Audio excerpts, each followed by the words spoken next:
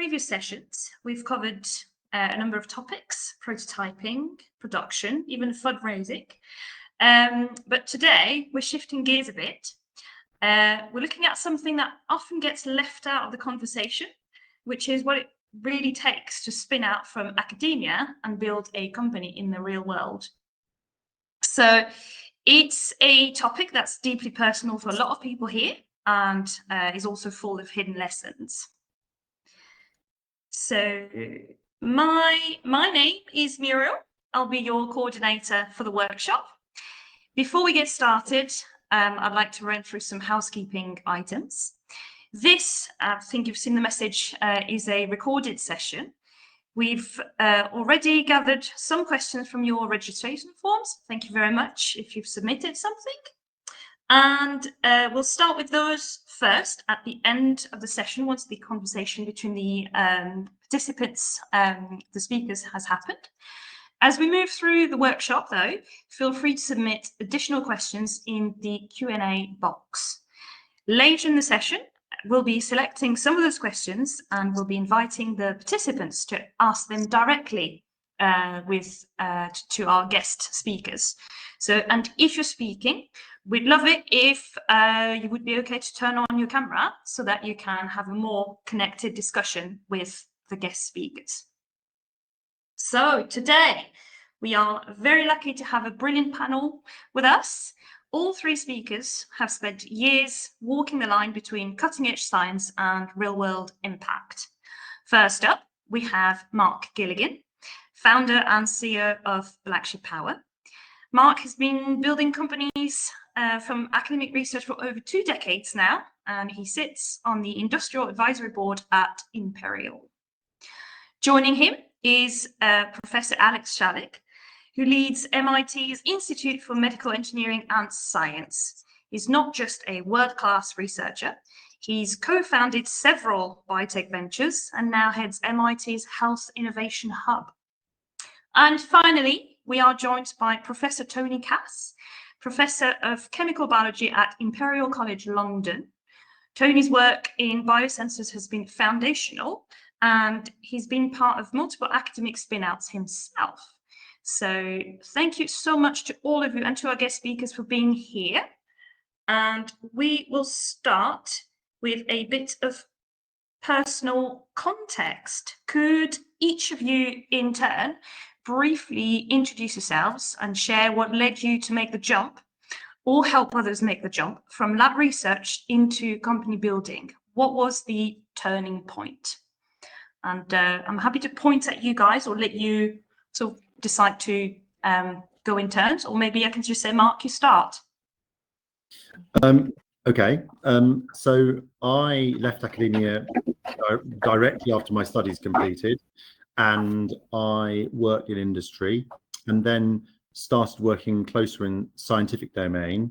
And through having built up a variety of companies in the life science tools space, in the tools between science and applications, have had a quite wide-ranging set of interactions with academia through licensing of intellectual property and also collaborating with spin-outs from universities and observing the strengths and downfalls of some of those activities, both in the licensing activity as well as in the companies that spin out.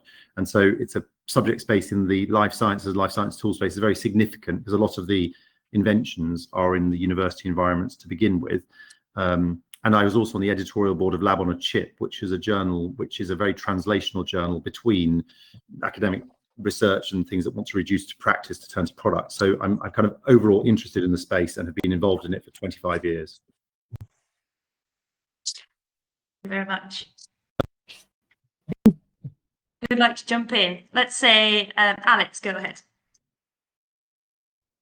Well, nothing quite as impressive as Mark. We had been involved in developing some technologies with some collaborators at MIT, and during my PhD, I'd only been successful because so many people had helped me and had enabled me by teaching me the things that I needed to be successful. And so we tried to pay it forward and do the same. And relatively quickly, we found out that we were, making widgets for lots of different people. at a certain point. I appreciated this, that we needed to transition out of the lab, because as much as we enjoyed doing it, it was something that was not necessarily fair to the graduate students that were in the lab that were trying to progress their own careers. And so we realized that by moving out of our lab, we could make things more robust, more reproducible, cheaper, and have broader impact. And so it was a very natural transition, and an incredible learning experience. And it taught me a little bit about where academia does well and where it's better to partner with industry or to engage in startups to enable sort of the end goal, which in many places is impact.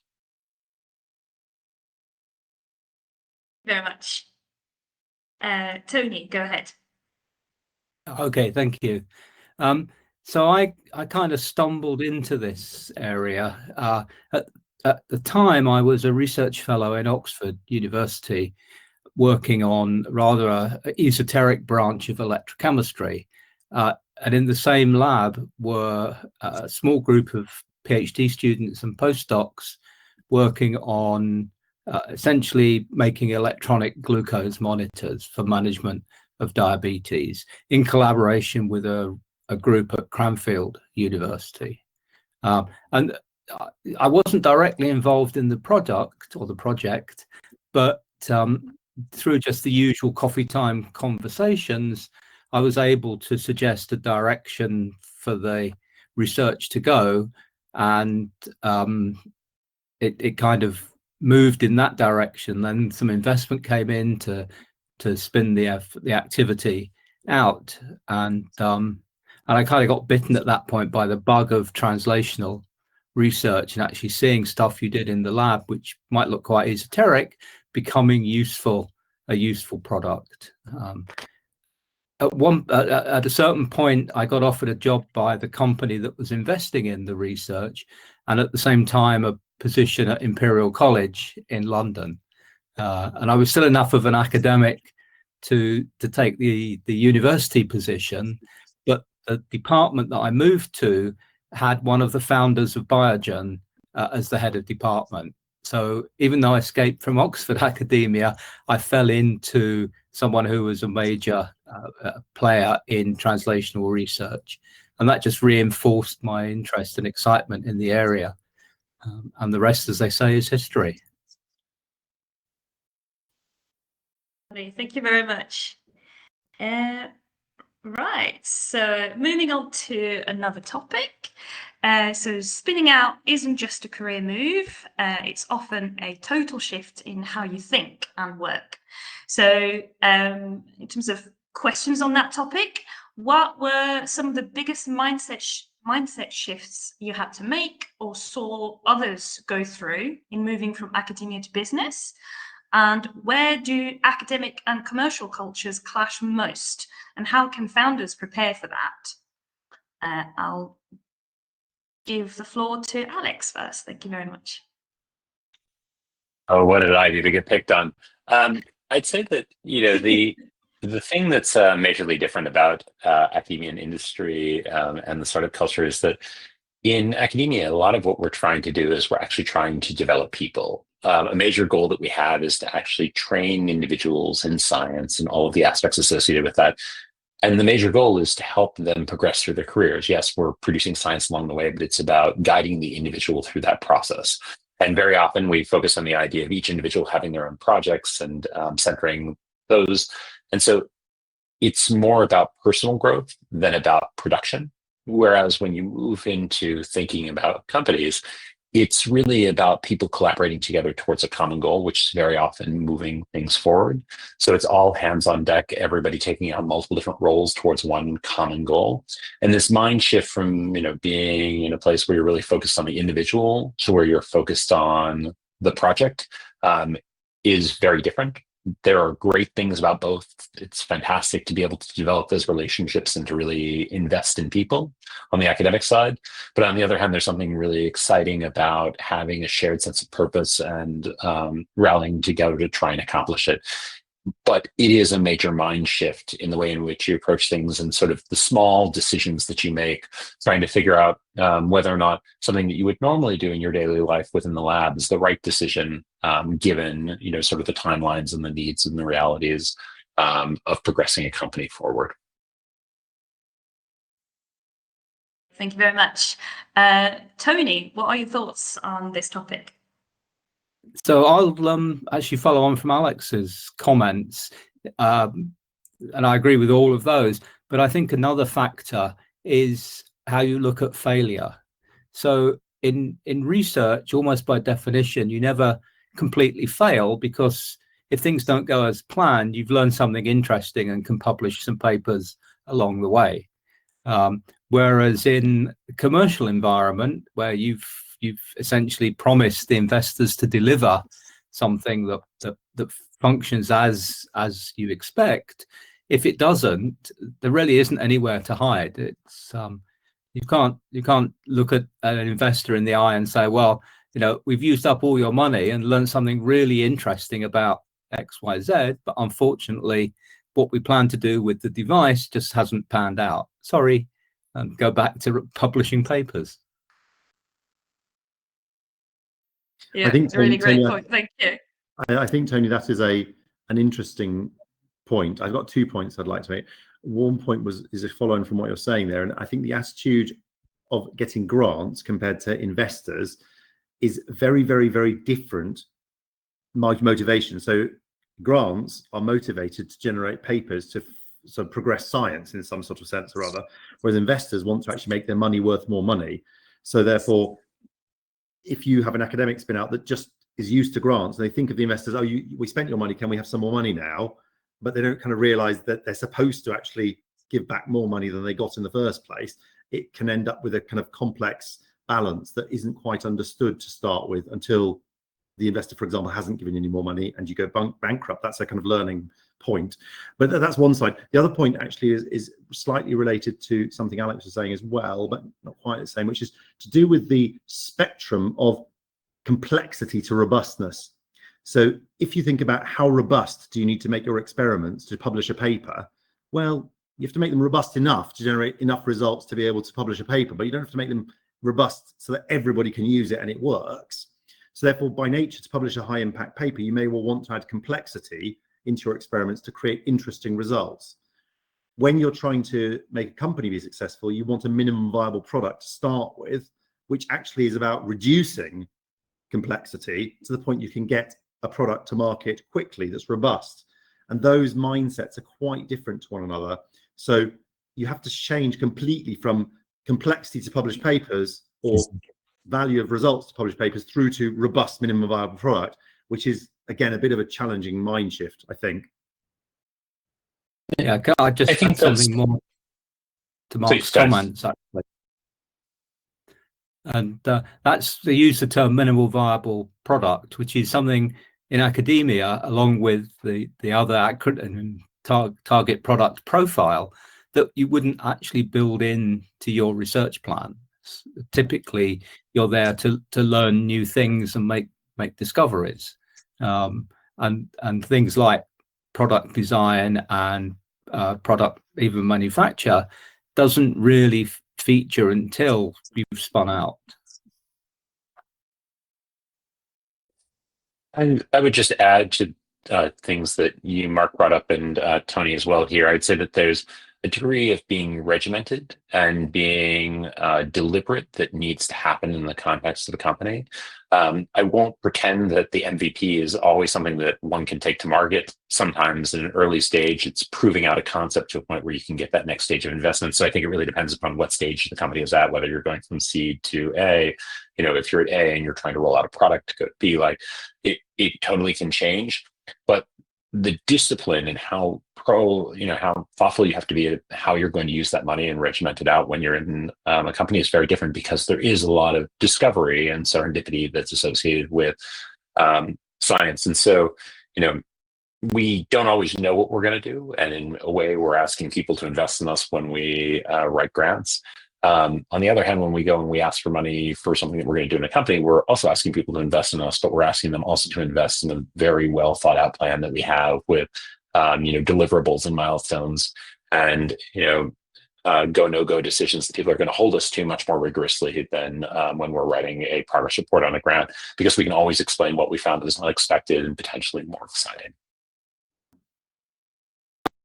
I think one thing I think, which is a point that Tony, you made reference to, which I think a bit earlier in your introduction, was the point about it though is that if you publish papers for your long career, Tony, and you feel after you publish lots of papers you're not sure if they actually were worthwhile, that can, potentially speaking, be a bit demotivating. Whereas if you produce a product which loads of people buy and clearly find useful, that can be really motivating. So there is a flip side. Of course, you can publish papers that many people cite and are very interesting, and you can release products that nobody buys too. But there's a difference when people buy a thing that's out of your invention and they use it. That's the thing that motivates me more than anything else. Inventing something that loads of people buy, not because of the money, but because it's clearly useful. Otherwise, they wouldn't have bought it.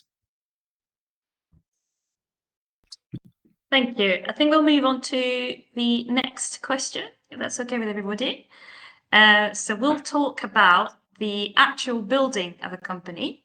So great science is a brilliant start. So that was mentioned by Alex. Serendipity and stumbling upon things and interesting happenings in the lab.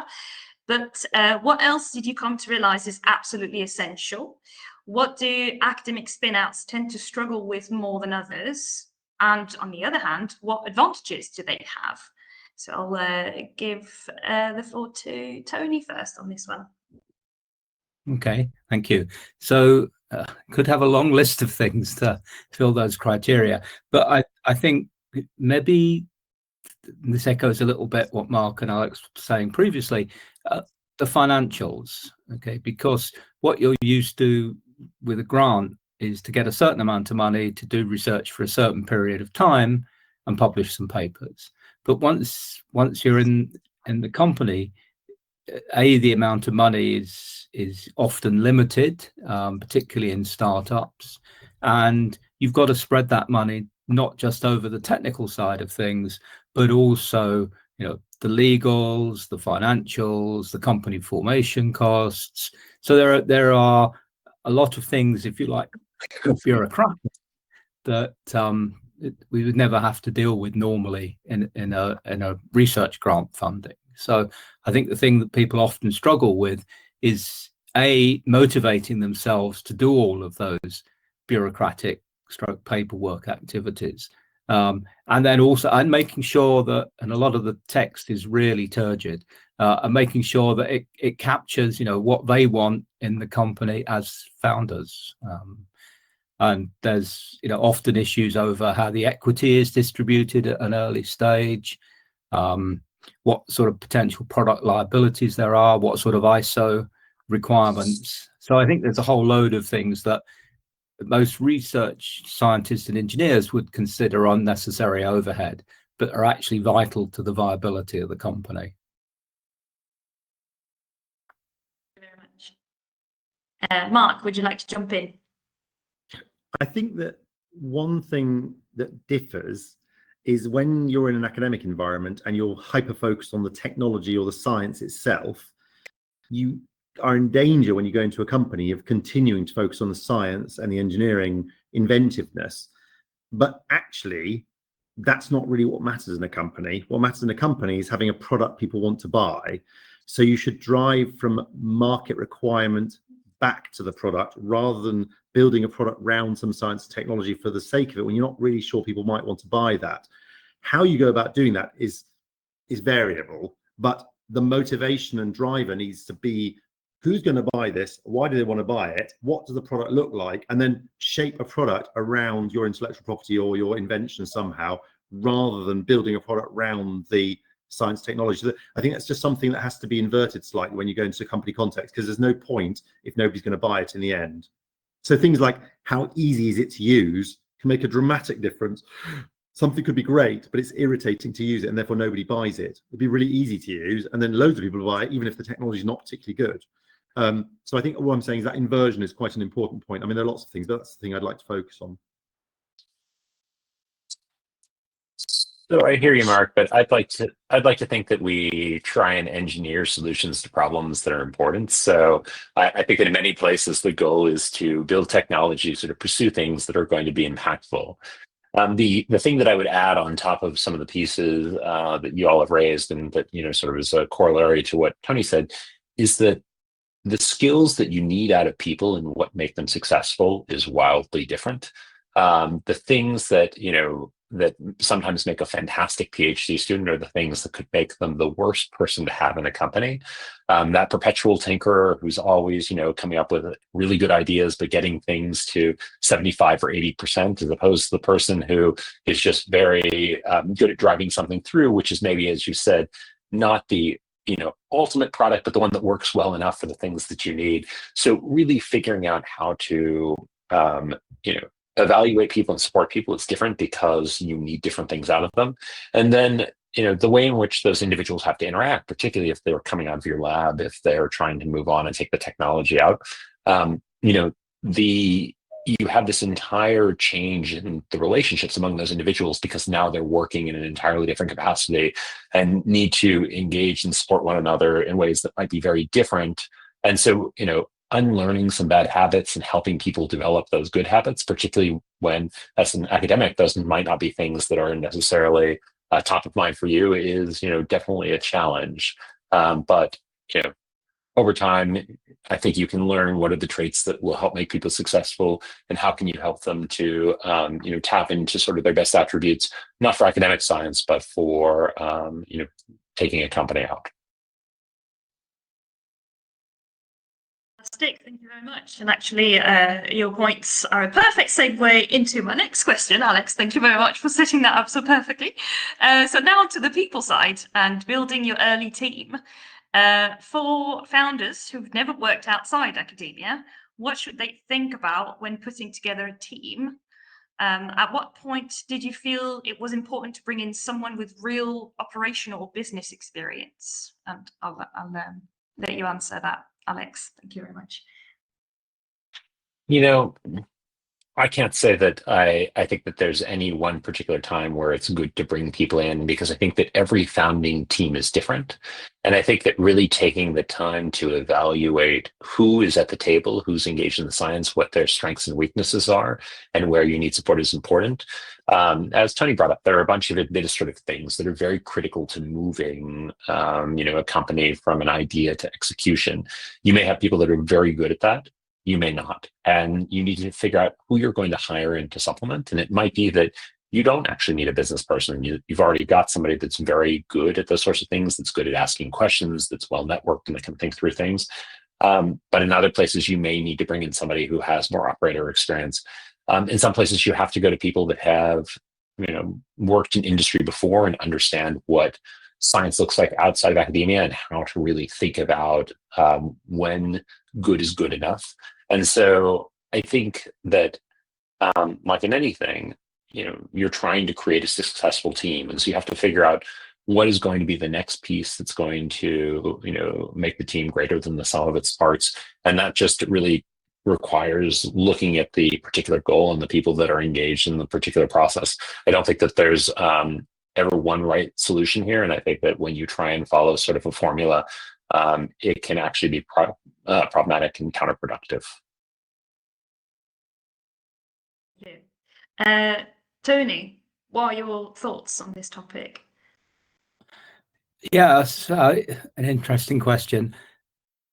Certainly, it can be useful to bring in somebody with industry experience if it's relevant, because unlike academic research, where most things that have been done end up in the public domain, they get published as a paper or presented at conferences.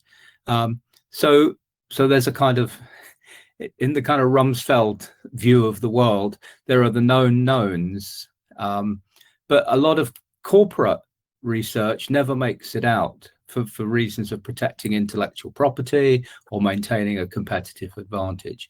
And so we've got another universe, which is the unknown unknowns. And having somebody who's worked in the industry, they'll often have insights, even if they can't be specific because of IP constraints. They'll have insights into what works and what what doesn't work, what has worked and what hasn't worked. And so that could be, in particularly the latter, can be an enormously valuable guide to how you progress from the research to the product.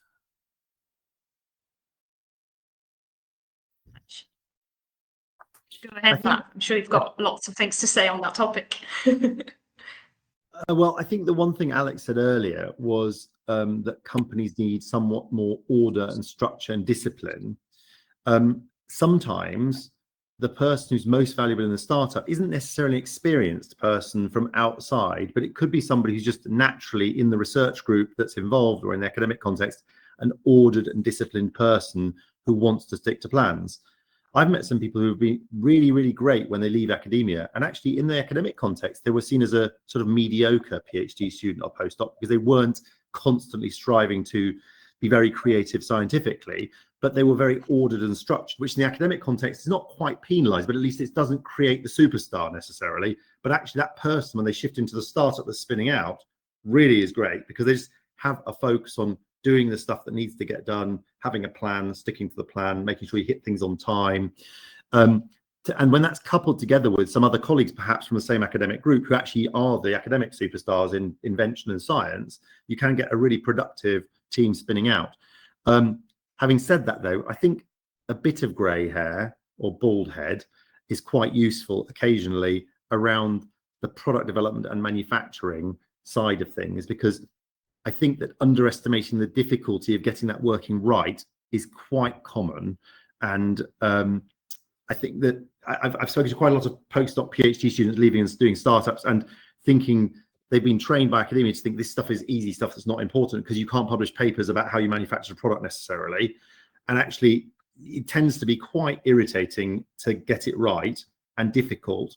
And you need to kind of worry about the right things at the beginning. So as you say, the unknown unknowns, Tony, can be helped by having somebody who's already managed to screw it up before. Because if they screwed it up before, it's not an unknown unknown, it's a known known. Yeah, so I think one thing that really is valuable to the founding team from the academic context is the person who's disciplined and structured in the way they approach things. Which might not necessarily be the one who's academically most powerful, but could be the most powerful coming into a company context. Yeah, I think probably just caveat my comments as well, in that finding the right person is to bring in, if you like, for advice can be quite challenging, because you could end up with somebody who comes out of a very corporate environment where resources are relatively abundant and where they work within a very well structured environment, or somebody who knows the startup world and understands the startup world of relatively limited resources and not having this kind of abundance of riches. So well, one thing somebody's background is exactly what you need. Sorry, Mark, go ahead. No, I was going to say one related point to that is that one thing startups sometimes do is they have fractional people who are sort of experts dipping in for a day or two a week or a day or two a month or something. And I personally, a little bit of advice from outside is okay, but it's much more valuable somebody deeply embedded in the team. So if there's a full-time staff member who happens to have some experience from somewhere else that's deeply embedded in the team, that's very valuable. But if you've got too many advisors which are very fractional, it's very difficult for the startup team to really listen to them because they're not doing the work inside the company.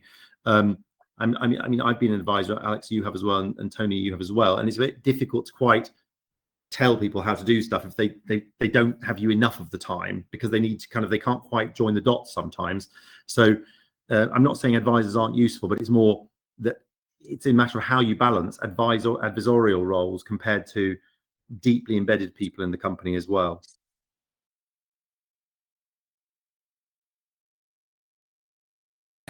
Thank you very much. Right, so we'll move on to our ultimate question, and then we'll be able to move on to questions from the audience. So for you, our speakers, if someone is thinking about spinning out or supporting someone else through the spinning out process, what's one piece of advice you'd want them to hear early on? And Mark, go ahead. You go first. Ooh. I'm trying to think of one piece of advice. Well, actually, one thing I'd say is it's going to be very, very difficult. I'd give them the advice. It's going to be really, really, really difficult, and it'll be much more difficult than you think it is. And brace yourself for that. Probably there's a certain level to which the naivety is going to help you, because it means you'll go into it feeling that you can do it. If you're kind of aware, say 3 years later, of how hard it was, and you knew that at the beginning, you might not go for it. So the naivety is good, but at the same time, it's probably going to be harder than you think it is, and therefore brace yourself for that. But at the same time, if you know too much, you might not do it. So therefore, it's good to actually brace yourself for the difficulty that's coming up. That's probably that's probably the main thing I'd say to people: just brace yourself for that difficulty. Thank you. Alex? I'd say make sure you believe in what you're trying to accomplish, that you really think that there is a reason for going out and building the company and trying to tackle the specific market that you're going after. And if you deeply believe in the importance of the goal, it makes it easier to push through things, even if you know how difficult it's going to be. And focus on what you want to get out of it.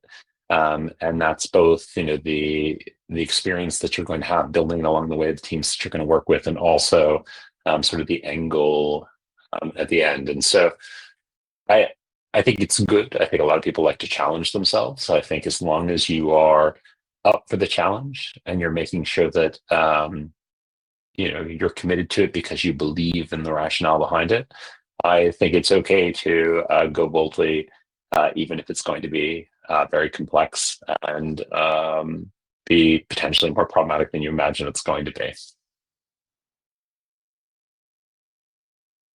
Great. Thank you very much. And Tony, go ahead. Yeah, I would say think about the opportunity cost of actually doing this when you've got grants to write, students to supervise, lectures to give. It's going to be another demand on your time, and something's going to have to give somewhere. And you need to think very carefully about, do you miss that promotion because of lack of, say, not having a large amount of grant income because your time has gone into raising funds for the company. So there will be an opportunity cost, and you have to think carefully about how you balance that against what you want to do. I think I'd probably comment again, which is another part of the puzzle, which is quite important, is where are you starting your company? So if you're in California or Boston, where Alex is, actually the mindset is very much the world is your oyster. The world is your oyster. You should take big risk and get big reward, and it doesn't matter if it doesn't work out really in some ways, because you can try again. If you're in Europe, it's a very variable perspective to anywhere you are. Britain is quite open to risk, and it's not disastrous if you fail, but at the same time, it's a bit more conservative. If you go to Germany, then you probably won't start unless you're pretty convinced that you've covered all your risks off, at least in theory, before you start. And if you're in Asia, then also in various different countries, there will be different perspectives, but Japan will be a very risk-averse place. I'm sitting in Vietnam at the moment. Vietnam is a risk-averse place. China is quite gung-ho at the moment, actually, in taking lots of strides forward. So what I'm saying is that the attitude you have to your startup will vary depending on where you are, because you need some investment from somewhere, and the investment community's attitude will vary depending on where you are as well. And you tend to find the first investors that are easiest to get are the local ones. So therefore, the advice would be variable depending on where you are as well. So I hear you, Tony. I might just push back a little bit and say that I think that many of us, go into academia because we want to have impact. And so at the end of the day, I think it's worth evaluating whether or not pushing the company forward is the way to have the greatest impact. And if it is, obviously, I'm not saying this to any of the faculty that are in my institute, you should go and push your company forward and make that happen, because it might be the best way to actually take an idea to a logical conclusion in a way that will really transform things for others. On the other hand, if you don't have that deep belief, I do think it's worth balancing, this overall portfolio of what you're trying to accomplish academically versus what you want out of the company. But I think at a certain point, many of us who go into academia like to do so because we like growing, we like learning, and starting a company or getting engaged in a company is a very good, challenging, difficult, but good learning experience. It really pushes you and forces you to grow in ways that you might not have imagined otherwise. It also, brings back some practices that I think can actually improve your academic lab as well. So I wouldn't discourage people. I would say that, be realistic about why, whether or not it's the right time to do it, and think through it very carefully. But it can be a transition, it can be a complement, or it can be something to be avoided depending upon the context. Just one thing, which actually is probably not quite your question, Muriel, but because we got some time. One thing which I think is also an interesting point is that the startup and how it connects to the academic lead, so that would be the Alex or the Tony, could be some of your postdocs and PhD students just go off on their own and you've got nothing to do with it at all, versus you actually leave your academic position and go and found the company yourself, and there's a range of other positions in the middle where you'll kind of help them as an advisor for a bit, or you're kind of part-time for their company for a bit, and then you go back to the academic environment, or you're part-time for a bit and leave academia to go and join the company. And I'm interested, actually, this is not something I have a perspective on because I've not been the academic doing that, as to what you two think the right balance would be if you were giving advice to another academic who's thinking about that. What's the right balance of how to be involved with spin-outs from people that are in your group? I'll jump in first, I guess, and I'll say that it really depends upon your personality and understanding what are your personal strengths. Some of us are much better suited to academia, and some of us are much better suited to, running companies. And it really depends upon what the goal of the company is and how you like to approach things. I know people that are very creative, nonlinear thinkers that are not very organized, who would make not the best leaders of particularly early stage companies. And I know other people that, often find themselves frustrated by the lack of organization and sort of shared focus that can sometimes appear in academia. And so, I'd say it really comes down to the personality of the individual and trying to figure out what is the right thing for you, and being very honest with yourself about your strengths and weaknesses, and not painting too rosy a picture, rather than saying that there's a one-size-fits-all solution. I agree 100% with Alex. I think it does come down to your personality. Are you the sort of person who likes to take a problem and really run it to ground, or are you someone who likes jumping between different areas, different aspects, dabbling a little bit? You just have to know yourself to know whether you would be suitable to leading a spin out or startup. Tony, you haven't actually ever left academia completely and gone into a company, have you? You've always had a foot in the academic world, haven't you?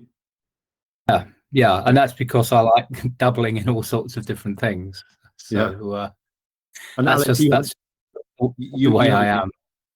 Alex, you haven't left completely yet either, have you? You've always stayed with academic feet.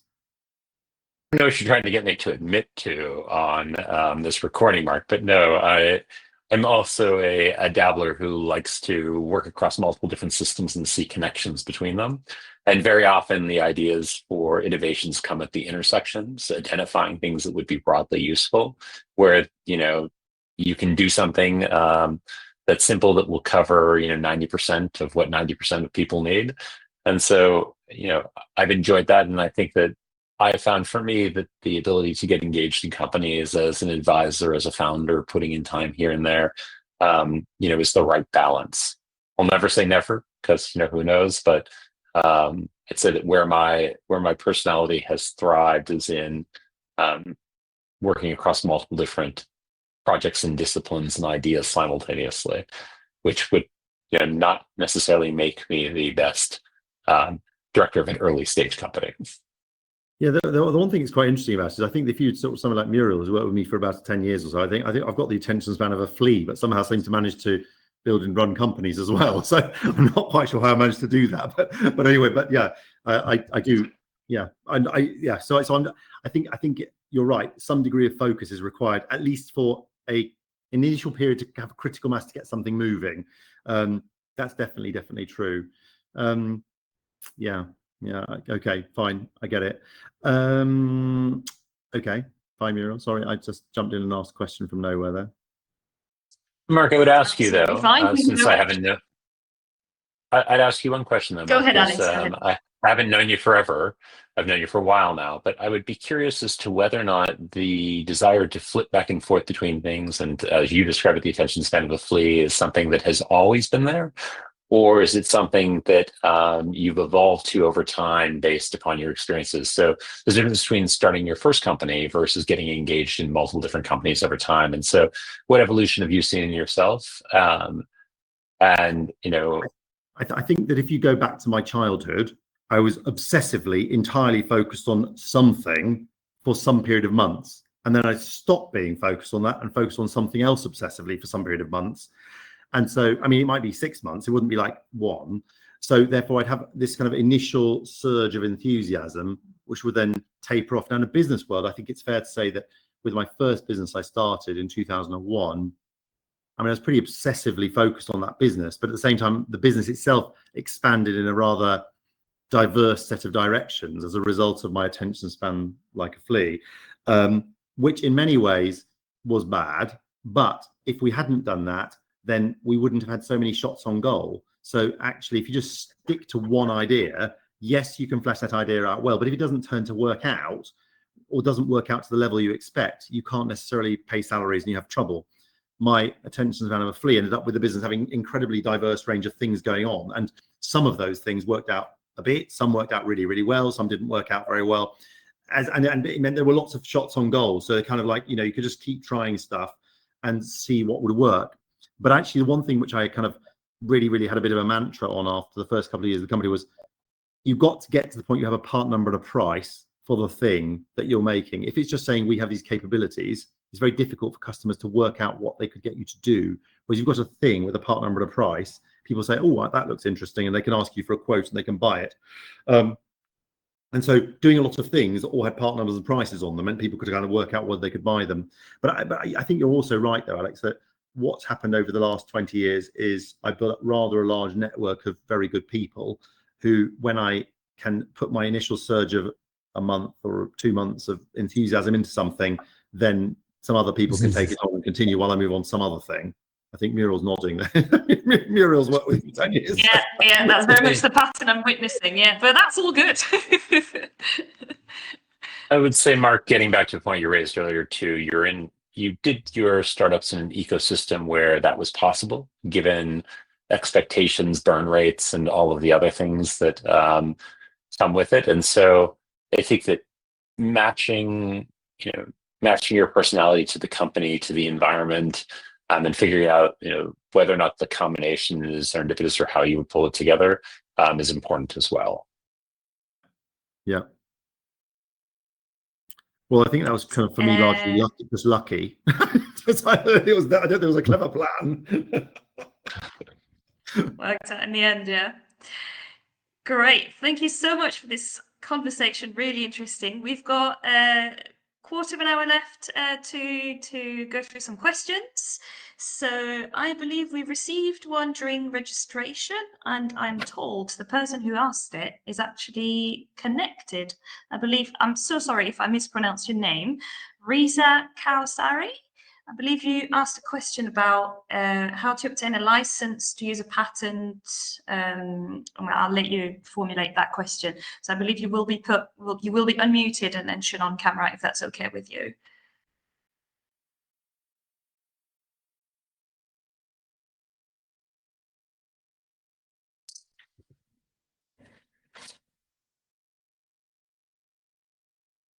I think it's Reza Kawsari. Is that right? Is that the person that you were talking about, Muriel?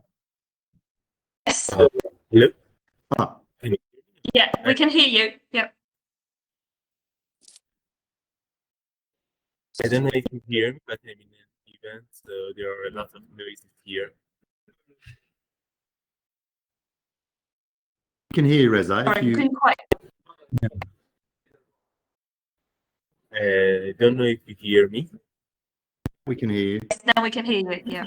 but there are lots of noises. So yes, I just wanted to know if I stumble upon a technology that is developed in the US and I want to obtain a license from an American university, how does it work and how is it different? I have experience getting a license from an European university in France, but I want to know the difference if you can give me an idea of how it works in the US.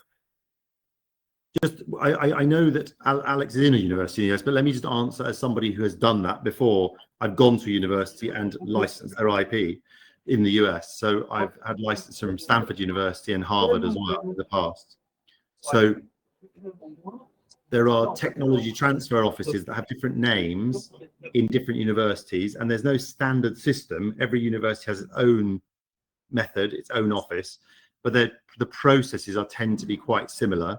You can basically send a fairly cold email to the university, but it tends to be, in my experience, easier to actually isolate who the inventing professor was, who the inventing academic was, because they tend to be more responsive. So if you send a message to them on LinkedIn or via their email from the university website and say, hey, I've seen this invention you've got, that's really interesting. Can you talk to me about it? And can you introduce me to the correct people in your university? That, in my experience, works universally well because the academics like the idea that their invention is going to be licensed. I don't know, Alex or Tony, if you've got any different opinion there, but that's me as somebody who's done it from outside as a person in a company. No, I think there are a couple of ways of doing it. Sorry, Tony, please go ahead. I was going to say, I think that's pretty much correct. It's a case of really distinguishing the inventors from the patent owners, and as Mark said, the best approach is to the inventors because they'll be more responsive. But on the other hand, you're going to have to deal with whoever the patent is assigned to, whoever owns the patent, and that'll possibly be the university, or they may have already licensed it on, and you would then be trying to track down a sub-licensing opportunity. But that'll definitely get you most of the way, I think, to where you want to be. I would agree. Inventors and tech transfer offices, there are often, at least at US universities, on the websites of some of the tech transfer office lists of available patents and things that you could potentially invest in. And sometimes there are even showcases. I think that, reaching out to the investigator and reaching out to the office is never a bad way of going about things. And the other thing to figure out, particularly as you're thinking about starting a company, is what is the approach the university takes to licensing and how do they think about it? Some people are very happy to offer non-exclusive licenses, which might be the kiss of death for what you're trying to do, unless you need it as an add-on to something where you have good protection. So really trying to figure out what's going to be required to position you well, and then figuring out whether or not the university is going to be able to put you in a position that's going to lead to the success of your company.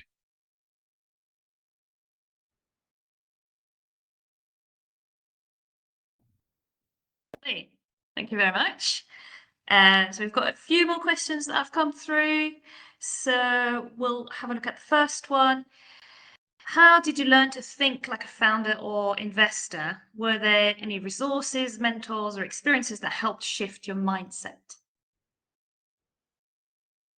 Who wants to jump in first? I can answer that if you like. So it was a mixture of talking to people who'd done it before, learning from their experience, and making mistakes. Probably the making mistakes was the more formative experience.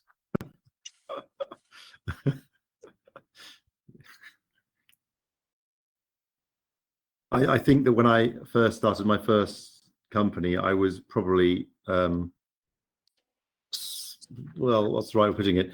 Irritatingly self-confident / arrogant.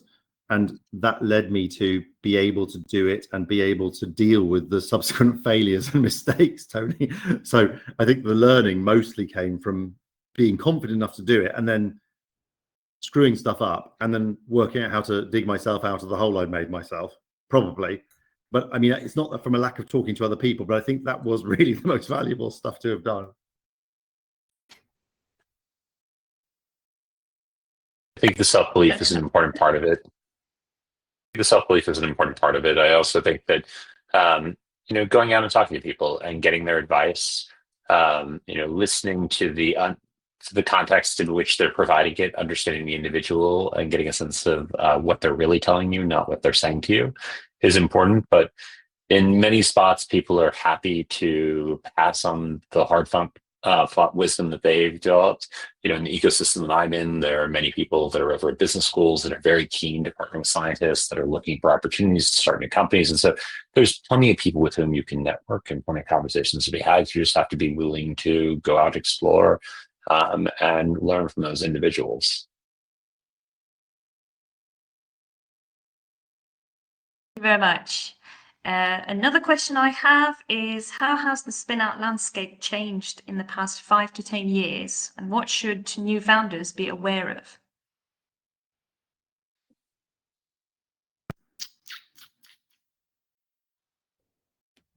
What's your experience, Mark? You've been launching lots of companies recently. I think I've got a very specific set of experiences that come down to selling new products and technology. So during COVID, then there was a raft of spend across academia and companies around science, various kinds, because somehow science became something that was, because it was seen by the broader community as an important thing, because you can solve things like COVID with it. As a result of that spend, though, what happened was probably a bit too much money was spent in too short a period of time. And actually, there's only finite money on the earth, which meant that then subsequent to that, there have been some periods of years now where there's been a bit less spend because a bit too much was spent by companies and grant giving bodies and investors during that period. And therefore, there's a little bit of a sort of almost an opposite reflection on that. So what that means is you've got a new product or a new technology and you're taking it into a scientific marketplace, for example, then it seems quite different to 20 years ago. I'm talking about 20 years ago, but even just 10 years ago as well, the level of receptiveness from corporate environments to looking at new products and technologies. They're a bit busy doing something and they don't really want to spend their time looking at new things because they're not really sure it's going to work. And they bought some other stuff at some point a few years ago and it didn't really work out very well. So they're kind of sticking to their knitting. And in academia, I mean, especially at the moment, there is a disruption in the grant giving environment in the US, for example, that means that buying equipment isn't necessarily the easiest thing to justify doing when you've already got labs that are quite well facilitated, got quite a lot of stuff in your labs, or you can go next door to your neighbor's lab and borrow their equipment for a bit. So when you've got a startup and you're trying to sell product, the selling environment is very, very dynamic. In my experience in the last 25 years, it's kind of, there are waves of different behaviors in academia and different kinds of industries as well, based on what's going on at a more macro level in the world. And also then geopolitically as well, which countries in the world are the places which are doing well from a market point of view. I think the companies I've had have probably sold in, more than 50 countries. And which country happens to be at a given period in time being the country that's performing better or worse really does go up and down with geopolitical change. So I think that anything that you think is fixed isn't. Everything sort of shifting and flowing backwards and forwards in different ways from a financial point of view, I'd say. And as a secondary point is the stuff to do with the type of knowledge that you have to help new people into the industrial environment gain. So the shift from academia to industry is an evolving world where what is being taught in academia or being learned in academia is changing and evolving, and what is needed in industry is also changing and evolving, and therefore what you have to be teaching the people when they get to a company environment is varying. Although some of the general statements you're making are definitely true, there are more subtle specificity to it over time. For example, everybody at the moment wants to do something with AI. Well, in companies, not everybody doesn't have to be doing something with AI. So the reality is that you can't necessarily have a job that's all about AI in every job. So it's like, well, that in a company context, you just need to do this job, which doesn't necessarily use AI very much, other than maybe a bit of reformulation of your wording in a document, for example. Anyway, but all I'm saying is it's just the flows and changes are quite extensive over time, but in the selling environment, in the geopolitical landscape, and also in the learning and developing environment, and shift to academia, from academia to industry.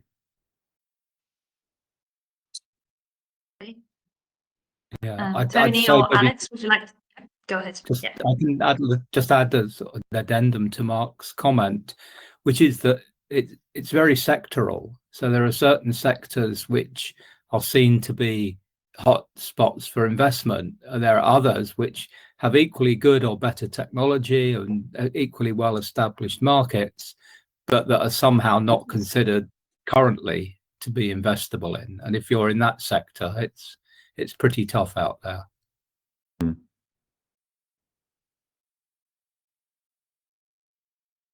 Would have just emphasized what Tony said. It's in different places, there are differences in what people are willing to invest in, what are the things that are important to them, the liquidity that they have, and how gung-ho they are to be ambitious. And so recognizing that that there are places where there are opportunities. Mark brought up some of these before. And recognize that there are spots where it might not be the right time to start a company, or it might be hard to find investment, is critical. It doesn't mean that you shouldn't necessarily move the company forward. It means that you need to think about a strategy that is responsive to things like what kind of market may exist, particularly if you're selling into an academic market and grant funding is down, or thinking about how fast you're going to build based upon how quickly you may be able to acquire cash and what burn rate you can actually have. I'd say that there's always money available to get from investors, but I think I agree with Alex's point that you have to be aware of the overall situation at the time. So you're right, Tony. Sometimes there's this kind of trend everybody wants. I mean, everyone wants to invest in AI at the moment. So that means there are lots of business plans I see at the moment which are basically AI this and that, which actually it's not really real. It's just more like a spin on the top of something else. It's like we're pretending it's AI, but it's actually really this other thing we're trying to do.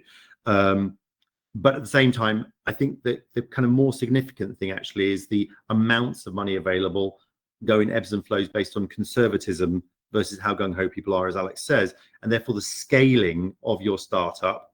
Are you going to say we're going to recruit 100 people in the first year? We're going to recruit 3 people in the first year. It's quite a big difference, but you can potter along with a 3-person startup with a little bit of money while the funding environment allows that, and then be ready so that you've got a lot of proof points ready, so that once you need more, once the investment community starts becoming more gung-ho, you can go back and get more money later. So, but I think, yeah, it's being sensitive to the timing. I've got one other question actually, which I think occurred to me actually, which is relating to the difference between scientists and engineers. So the reason why it's relevant, I think, is because with the landscape all 3 of us live in is this kind of multidisciplinary space with chemistry and biology and physics and engineering, mechanical engineering, software engineering, electronic engineering. It's all kind of mixed up there. And I think that probably if you were to ask Alex, what are you? It might be a little bit of a difficult answer to say you're clearly a this or a that. Is that right, Alex? And what would you call yourself? If I was forced into a corner to put it into a simple phrase, I would have just said I'm an interdisciplinary scientist and engineer. Well, that's just saying everything. That's a bit of everything. I mean, could I say I'm a biomedical engineer? That sort of covers a lot of different facets. I evolve. I work on multiple different things. I don't think that I wear any one hat. Tony, That's the fun of being an academic. Would you call yourself an analytical chemist, or would you call yourself something more complicated than that? What would you call yourself? Yeah, it's. I think I have the same trouble as Alex. I could be a bioanalytical chemical engineer. So that it's what you do rather than the tag that you have. I think that's really important. So you struggle for universities, of course, because they like nice boxes aligned with teaching. So it's a different type of way of badging yourself. But I think that it's interesting because frequently younger people say to me, "Wait a minute, you studied aerospace and you worked in Formula One, and then now you're doing like you're giving lectures about single cell genomics." It's like, well, I don't understand how can you go from that to that? Or I'm talking about organic chemistry. Is that the main thing about it is that I think that when you've done a lot of stuff, actually you can move. You could, because each move didn't necessarily seem like some incredibly dramatic, enormous move, and you can learn the skills in these different areas. So I think that that's the thing. When I guess you guys are more familiar, in undergraduate studies, people are quite specific in some way, but then as you go through PhDs and postdocs, people tend to be spreading out a bit more, or not in our field at least, can spread out a bit and need a bit of this and a bit of that. But then once you go forwards in your career, then that can go in all kinds of directions. I think fundamentally, I'm probably an engineer though, fundamentally, although I spend a lot of time being what's probably called an investor or a business person as well. So I'm not quite sure quite where all that lives. But the reason I'm asking the question in part is because sometimes if you take the caricature of a scientist versus the caricature of an engineer, there's a bit of a difference in terms of the level of, I guess, creativity / discipline. Maybe that's the axis I'm talking about. And I don't know whether, so scientists might be on the slightly more creative end of the spectrum and engineer might be more. I don't think that's true. I think engineers and scientists can both be creative. I think that when we're on the academic side of things, very often people aren't described by what they do now. They're aligned by what they teach. So, I teach, or before I was the director of the Institute, I was teaching things like, physical chemistry, thermodynamics, and kinetics, because I have a background in that. I was also teaching interdisciplinary courses in genomics for people that are, biomedical engineers. So, it's a more advanced class, but very often, people end up in home departments that relate to what they teach, and they have, science that relates to that in some way, or engineering that relates to that. But it doesn't mean that they are easily fit into that bin. Okay, I think realised. I think it will be time to wrap up. Sorry, go ahead, Tony. Last point to you. I was just going to say, in answer to your original question, I think scientists discover new knowledge and engineers apply new knowledge. At least in principle, that's the case. But I think there can be a variable spectrum of that as well. Anyway, sorry, Muriel, we can stop talking now. Don't mean to be rude. It is time to wrap up. Thank you so much, everybody, for the very interesting conversation. So huge thanks to Mark, Alex, and Tony for being so open and generous with your time and your experience. We will be sure to follow up with the recording of this webinar, and we'll send some additional resources as well by email, and we'll let you know when the next episode is coming up. Thanks again to all of you for being part of the conversation, and we'll see you all next time. Have a nice rest of your day. Bye, everybody. Guys, thank you very much. Bye now. Bye.